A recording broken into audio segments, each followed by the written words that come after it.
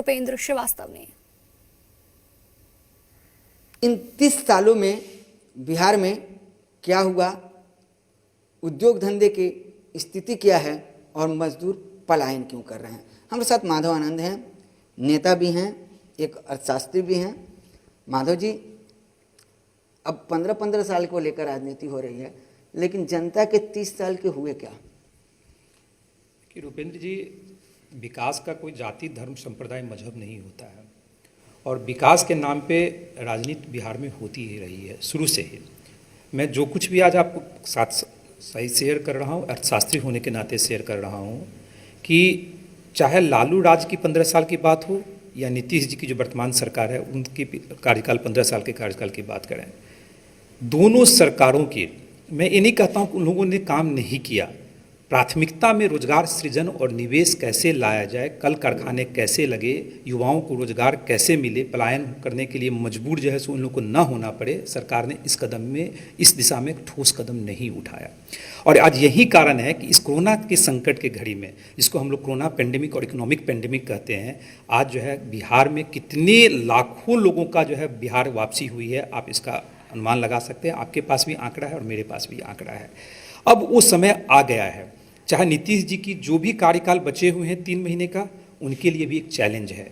और जो आने वाली सरकार है, चाहे जिसके नेतृत्व में नई सरकार 2020 में बनेगी, उनके लिए भी एक चैलेंज है।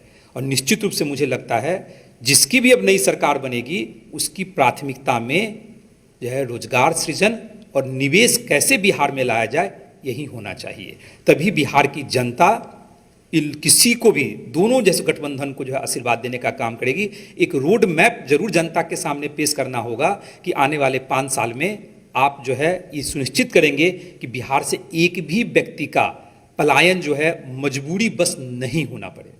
चुनाव में भाषणों के दौरान तो राजनेता ये बात कह देते हैं, लेकिन क्या इसे राजनीति मुद्दा इस बार बनना चाहिए? क्या जनता को नेताओं से ये सवाल पूछना चाहिए? रुपेंद्र जी, निश्चित रूप से अगर बहस होनी चाहिए चुनाव के वक्त में, तो डेवलपमेंट पे सिर्फ बहस होनी चाहिए। समस्या क्या है बिहार में कि हम लोग डेवलपमेंट पे बहस ही नहीं करना चाहते हैं। चाहे मैं वर्तमान की सरकार बोलूं या पिछला सरकार बोलूं, सब एक दूसरे से तुलना करने लगते हैं।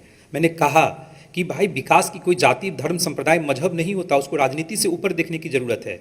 और मैं आपके माध्यम से अर्थशास्त्री होने के नाते कहना चाहता हूं, बिहार में निवेश की अपार संभावनाएं हैं। छोटे मीडियम, जिसको MSME बोलते हैं, स्मॉल मीडियम इंटरप्राइज, उसकी अपार संभावनाएं हैं। निवेश बिहार में लाया जा सकता है।